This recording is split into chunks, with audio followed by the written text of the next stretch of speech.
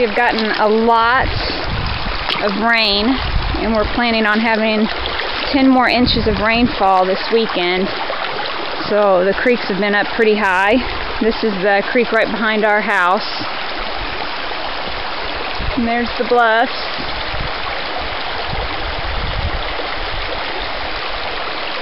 They get pretty big on back further, on back of the creek. On up, there was an old mill up there.